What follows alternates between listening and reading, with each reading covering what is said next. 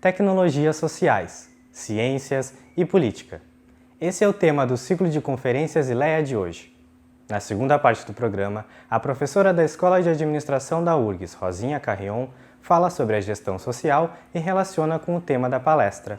Acompanhe. Mas antes de tentar situar o que é a gestão social, porque essa é alguma coisa que a gente mesmo que trabalha com esse campo se questiona constantemente, eu vou tentar situar o campo, digamos, o espaço, o momento histórico no qual emerge esse debate e começa a se constituir, então, esse campo que a gente, nesse momento histórico, inclusive no presente, vem se questionando, porque duas correntes se colocam dentro da rede brasileira de pesquisadores em gestão social. É uma rede bastante extensa, articulando todas as universidades, não só federais, como outras universidades brasileiras, que é a própria questão da institucionalização. Realizamos até então, desde 2007, anualmente o encontro, decidimos em 2014 não realizar, até por um momento de reflexão na rede, mas tivemos um encontro dos pesquisadores da rede, bem menor, basicamente dos cabeças de rede, com cerca de 50 a 60 pessoas, no qual a questão de institucionaliza ou não significa cria uma associação. Nós não temos uma associação hoje nacional dos pesquisadores em gestão social. O campo de públicas é um campo que, inclusive, evidentemente que ele existe há muito tempo, mas enquanto digamos, formalização de um campo é algo bastante recente e algo que tem se discutido também em nível do próprio a Rede Nacional de Pesquisadores em Gestão Social. Bem, então, em contexto histórico, começa a se constituir esse campo, esse debate em torno da gestão social. Ao final dos anos 80, basicamente, quando nós temos o processo de a tentativa de redemocratização da sociedade brasileira, em que a gente sabe que a nova Constituição, no seio desse debate, está todo o questionamento acerca do espaço que vai ser reservado, ou melhor, o espaço que a sociedade conquista e que chama para si na gestão do Estado, na formulação das políticas públicas, na formulação das agendas, sobretudo, no controle do próprio Estado. Emergem também novas formas, novas estruturas organizacionais de participação, como os fóruns, como os conselhos, como as modalidades participativas, como exemplo de metodologias participativas, ou podemos chamar também de tecnologias sociais, como os orçamentos participativos, que de fato são tecnologias sociais. Então, é um momento também no qual se vive a descentralização das políticas públicas. Veja que esse é um momento, década de 80, final dos anos 80, em que está se discutindo toda a questão do desenvolvimento local, está se questionando a própria questão, eu não vou entrar no debate o que é o desenvolvimento, mas da forma centralizada que é realizada toda a atividade de concepção de políticas e de planejamento do país. Então, isso sendo chamado para os espaços locais, por quê? Pelo reconhecimento de que os atores locais tem algo a dizer, ou tem muito a dizer, e também aproximando isso, digamos, aproximando a política pública, a formulação da agenda, a gestão dessa política, o planejamento, do espaço onde isso vai se realizar, eu tenho a possibilidade de ter um controle social, alguma forma de controle social, que é exatamente o que os processos ditatoriais inviabilizam. Paralelamente, nós temos a reorganização do Estado. Nós estamos entrando na década de 90, então vários fatores vão se articular nesse período aqui. De um lado, nós temos toda a dinâmica de reestruturação produtiva do parque industrial brasileiro. Majoritariamente, nós tínhamos ainda a indústria com peso muito significativo na economia. Nós temos, a partir da abertura, toda a reestruturação do setor industrial, a reengenharia produtiva, com o que isso significa em termos de informatização do processo produtivo, com o que isso significa em termos de desemprego. Processo esse que é rapidamente acompanhado, estamos entrando nos anos Fernando Henrique Cardoso, pela adesão do Brasil ao discurso do consenso de Washington e toda a lógica econômica do neoliberalismo, com adesão às políticas do Fundo Monetário Internacional, com todas as condicionalidades que isso implica. Então, vivemos um contexto de adesão ao modelo neoliberal, consequentemente de reformulação da própria estrutura do Estado. O Estado passa a repassar, a gente sabe, o Estado, na verdade, ele não fica um Estado mínimo, nós não temos um Estado mínimo, nós temos um Estado distinto, sem dúvida, mas não mínimo. O Estado abre áreas de sua atuação tradicional para o setor privado. Privado, o que te interessa? Atividades como a educação vai interessar também ao setor privado, atividades como a saúde. Então, aquelas atividades que podem gerar lucro, atividades que podem ter interesse econômico para o setor privado, são assumidas pelo setor privado, e o rebotalho, aquilo que não gera lucro, o Estado, em grande parte, ele vai jogar para o então chamado terceiro setor. Esse híbrido que é tudo e é nada, onde, em certo sentido, vai se gerenciar a miséria da sociedade. Nos anos 90, nós começamos a fazer pesquisa nesse campo, no núcleo que eu coordeno, o Núcleo de Estudos e Pesquisa, tem um nome muito complicado, Núcleo de Estudos e Pesquisa sobre o terceiro setor, o que é esse saco de gatos. Isso me remete ao primeiro projeto que eu monto nessa área, em que a gente tentou ter um mapeamento inicial, digamos assim, o que está acontecendo.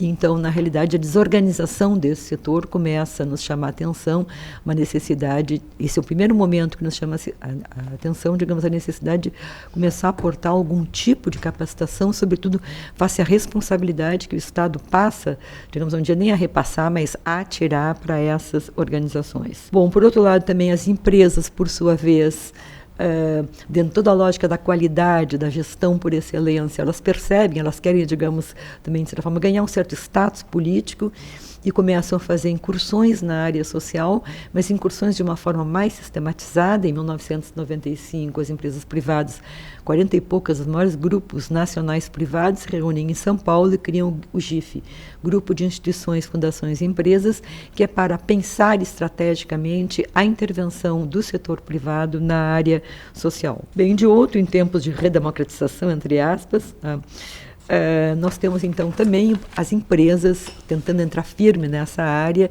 mas, evidentemente, replicando a própria lógica empresarial e com muita dificuldade para entender que as coisas deveriam ser feitas de outro modo. Nesse espaço todo em que se coadunam esse conjunto de fatores, por outro lado, também, na medida em que eu tenho digamos, um discurso democratizante, que nós temos uma revisão do papel do Estado e que nós temos uma cobrança da sociedade, porque nós tivemos movimentos sociais bastante ativos no período inicial, posteriormente, ao longo da década, sobretudo de 2000, eles vão ser cooptados pelo Estado, o que, digamos, que acaba, inclusive, a possibilidade bastante de resistência política. Nesse processo, então, o que a gente observa? É que nós não temos, digamos, ferramentas adequadas para trabalhar com essa realidade e, sobretudo, que é preciso transformar a mentalidade do próprio servidor público. Eu fui presidente da Escola Superior de Administração Pública no governo Olívio, coordenei a assessoria de planejamento da Fundação de Desenvolvimento de Recursos Humanos, eu fui também diretora de recursos humanos de empresas privadas em São Paulo, em Florianópolis. Então, esse caldo todo vai me permitindo ter uma visão, digamos assim, um pouco mais híbrida dessas diferentes provocações que nós temos, e entender também que é preciso, a sociedade cobra do funcionário público uma outra relação com o público. A relação com o público é essa para a qual ele não está preparado. Ou seja, nesse sentido, é extremamente interessante a própria formação que vocês estão fornecendo aqui, porque exige, hoje, o servidor público é exigido dele, ou seja, não uma postura de quem está do outro lado do balcão é um cliente, como várias correntes tentam fazer passar, mas na realidade é um cidadão. E o que é trabalhar essa pessoa que está do outro lado do balcão como um cliente? Isso também vai passar certamente por uma formação específica. Então nós vamos entendendo que é preciso novas ferramentas para velhos problemas que se colocam, entretanto, com novos contornos. Tá? Em meio a essa dinâmica que paulatinamente vão se desenvolvendo experiências envolvendo grupos de pessoas que se reúnem para coletiva e democraticamente construírem soluções criativas para problemas comuns de natureza social. Se eu tivesse que definir uma tecnologia social, a minha definição ela iria bastante por aí. Então, como experiências envolvendo grupos de pessoas que se reúnem coletiva e democraticamente para contribuírem com soluções criativas para problemas sociais. Toda gestão é social, porque toda gestão lida com pessoas. Então, qual seria a especificidade da gestão social? Bem, essa é uma questão que vai variar também, e não há um consenso em relação a qual é essa especificidade. E isso é uma questão que eu acho que ela está bastante presente hoje, no momento que tem um grupo que clama por uma institucionalização, não, evidentemente que não uma instituição de programas de pós-graduação, mas uma associação. Eu fui vice-presidente da Associação Brasileira de Estudos do Trabalho, eu sou uma socióloga do trabalho, venho da sociologia do trabalho, mas uma associação de pessoas, que me parece que é muito mais forte, muito mais de acordo com os tempos contemporâneos, do que uma associação de programas de pós-graduação, sobretudo levando em consideração o produtivismo que atravessa hoje os nossos programas de pós-graduação. Então, se fôssemos definir o que é gestão social, eu reproduziria o que eu disse acima, em termos, digamos, são pesquisadores que coletiva e democraticamente procuram construir soluções criativas para problemas comuns.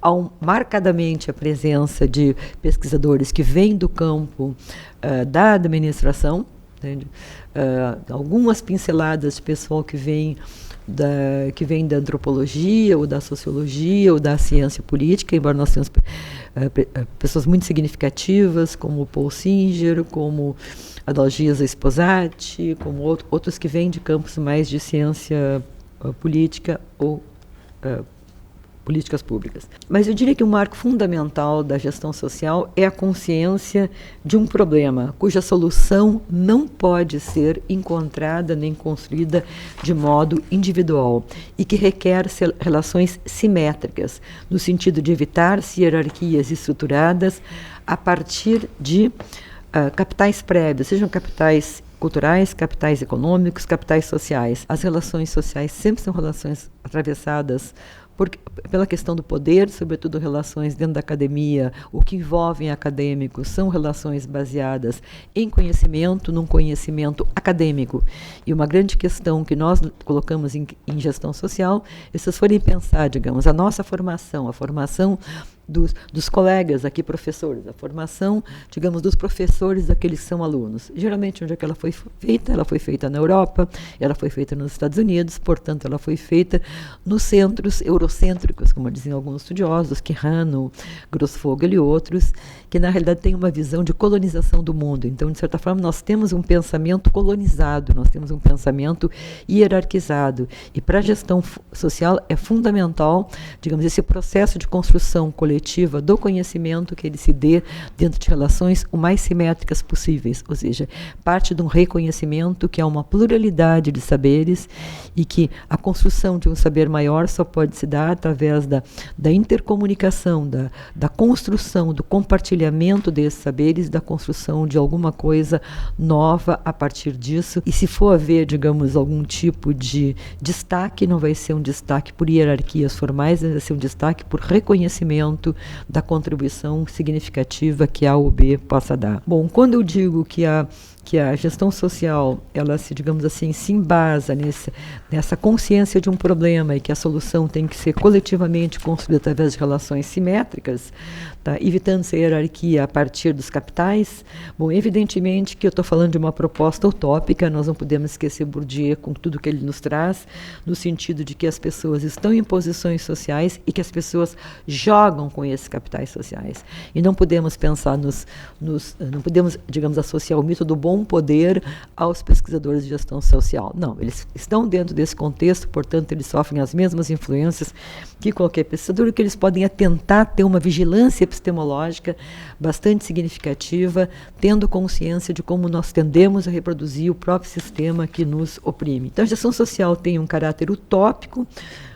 mas a utopia, a gente sabe que não se vive sem uma utopia, e uma utopia que encontra reforço no pensamento de sociólogos bastante relevante, que é o professor Boaventura de Sousa Santos, que nos propõe uma ecologia de saberes. Quando eu falo, então, em relações simétricas, eu estou certamente me reportando a toda a reflexão da ecologia dos saberes, tá?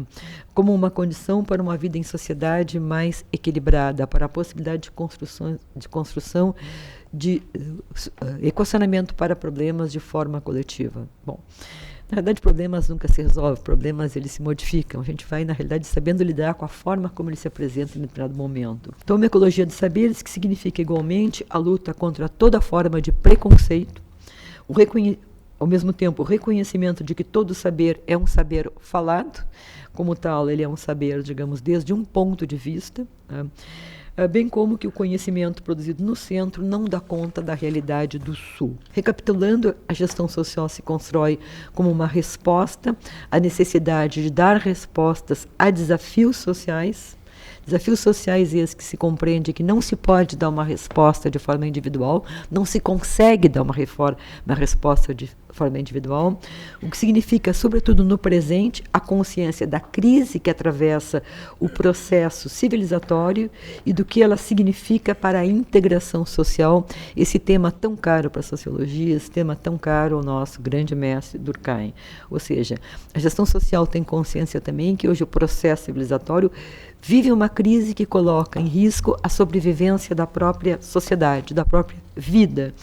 Um tema presente também na obra de Freud, a questão da integração, que ela está presente no Mal-Estar da Civilização do Freud, digamos, o custo que custa ter um processo, digamos, a regra, a ordem dentro de um processo civilizatório.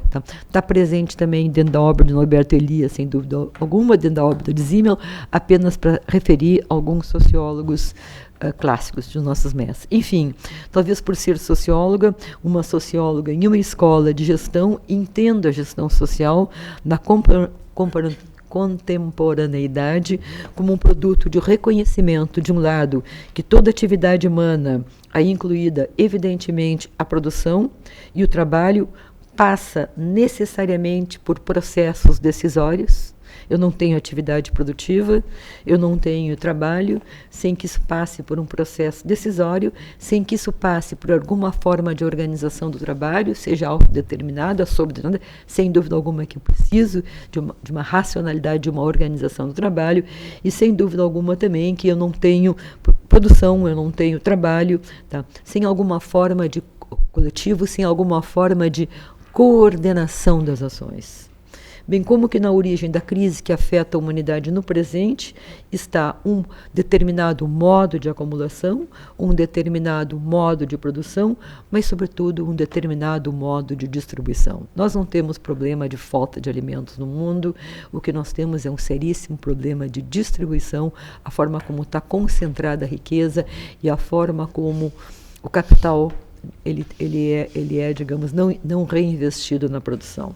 Então, a gestão social, eu não posso pensar a gestão social independentemente de uma consciência, de uma tomada de consciência do momento que a sociedade, mundo e a sociedade local, regional, nacional vive. Bom, não vamos resolver o problema dos refugiados, eu utilizo intencionalmente o termo refugiado e não migrações, não se trata de migrações, trata realmente, digamos assim, de levas que estão fugindo face à absurda crise e, digamos, a virada de costas que o mundo ocidental vem dando há muitos anos já. Nós não vamos resolver o problema dos refugiados, eu utilizo intencionalmente o termo refugiado e não imigrante, se não formos capazes de rever o modo como acumulamos, como produzimos, como distribuímos. E aqui penso que a gestão social tem uma significativa contribuição a dar a esse processo, na medida em que ela coloca o humano acima do capital, que ela prioriza o coletivo, o direito social acima do direito do indivíduo, que ela propõe soluções coletivas para problemas sociais, que ela propõe que se assegure o mesmo espaço, que é bastante complexo, a participação, e aqui a diferença, então, entre o que se entende por espaço público e por esfera pública, o espaço público como aquele espaço, digamos, onde atravessa a violência, onde ganha quem tem mais força, já a esfera pública como tentar criar um espaço, digamos, de saberes compartilhados, na medida em que a gestão social reconhece que na essência da violência social está a destruição da dignidade humana, e que se eu não posso ter uma vida digna, se eu não posso controlar a minha vida, eu posso controlar a minha morte e eu posso ter uma morte heróica. Ou seja, à medida em que eu tiro a dignidade das pessoas, eu semeio, eu construo, eu contribuo para aquilo que nós chamamos hoje de manifestações terroristas. Então, se eu tiro toda a possibilidade do sujeito de ter uma vida digna, de controlar a sua vida, ele pode controlar a sua morte, ele pode ter, entre aspas, uma morte gloriosa. Então, nós indiretamente estamos construindo o fenômeno do terrorismo. Onde entra o internacional nesse cenário? Entra na impossibilidade de se repensar os problemas locais dissociadamente dos problemas globais. Eu não posso pensar o local dissociadamente da reconfiguração da ordem global, do modo como o mundo nos ensina, do modo como o mundo, como nos ensina Wallerstein, permanece dividido entre um centro e uma periferia. Alguns dizem, digamos, um centro, uma periferia e países semiperiféricos emergentes. Mas a gente está vendo que esses países emergentes, semiperiféricos, a tendência é resvalar. Olhe-se a China, olha-se o caso do Brasil, olha a própria África do Sul, revivendo questões que pareciam sepultadas após o fim, digamos, formal do apartheid, voltam a recrudescer. Aproximar o centro para países esses, digamos, que tentam se aproximar do centro para retornarem, digamos, às situações periféricas, como nós temos observado em vários países que estavam na situação de emergentes. Então, o internacional entra também pelo reconhecimento de que existe uma terra de ninguém, existe um limbo nas decisões de organizações como a ONU, limbo este, terra de ninguém, que merece ser pesquisada e investigada. E me refiro aqui à ausência dos mais elementares princípios de gestão em decisões como as forças de paz da ONU, em decisões como a chamada reconstrução, também sob os auspícios da ONU, do Timor-Leste após a conquista formal de autonomia do domínio que a Indonésia exerceu sobre o Timor-Leste, e situações também como a que conduziam à morte do diplomata onusiano, brasileiro e diplomata onusiano, Vieira de Mello, em Bagdá, no início dos anos 2000. Então vejam que há todo um campo que não é explorado. Quando nós pensamos, por exemplo, se a gente for analisar, e tem um livro belíssimo da Samantha Power, o Homem que Queria Transformar o Mundo, em que ela relata a história do Vieira de Mello, vejam que há um limbo quando nós pensamos como é que são tomadas essas decisões. Ou seja, nós vamos ter, pensamos no caso da Bósnia, ou pensamos no caso da morte do Vieira de Mello lá, ou pensamos no caso da gestão da ocupação pela ONU, da tentativa de reconstrução do Timor. Nós temos as relações internacionais que analisa por um lado, nós temos a ciência política que analisa por um lado, mas ninguém trata do fenômeno da gestão. É evidente que Vieira de Mello não precisaria ter morrido se houvesse um mínimo de gestão e uma gestão social dentro da própria ONU. Então, existe um espaço, existe um campo de conhecimento que ele está atirado, que ele está ao léu, que ele não está sendo investigado. Esse é um campo que eu tenho investigado. Então, pensado essas situações, analisadas essas situações, de uma perspectiva de uma gestão social.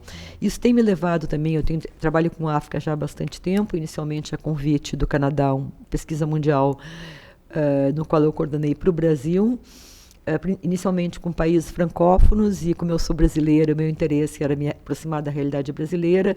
Acabei, via pesquisador, entra por redes de pesquisa, me aproximando da rede luso-afro-brasileira. Em função disso, recebo um convite de colegas de Cabo Verde, inicialmente para começar a contribuir com uma disciplina e, finalmente, para coordenar o curso de mestrado em administração pública na Universidade Pública de Cabo Verde. E quando eu começo a trabalhar com os países do continente africano, inicialmente com países francófonos, segundamente com países lusófonos, entender essa nova ordem internacional de uma perspectiva de uma sociologia política, mas de uma sociologia política voltada para essa especificidade das relações norte-sul, se impõe. E eu começo a centrar a minha atenção, sobretudo, nos programas de chamada cooperação internacional. O que é isso?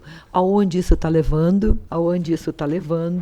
E tem analisado bastante, tem bastante coisa publicada. Quem quiser conhecer um pouco mais sobre esse olhar da gestão social, sobre as relações internacionais no campo da cooperação, coloque o nome no Google, vai aparecer talvez 10, 12 artigos que nós temos produzido. Bem, gente, eu acho que era isso. Você acabou de assistir a segunda parte da palestra Tecnologias Sociais, Ciências e Política. Obrigado pela companhia e até a próxima.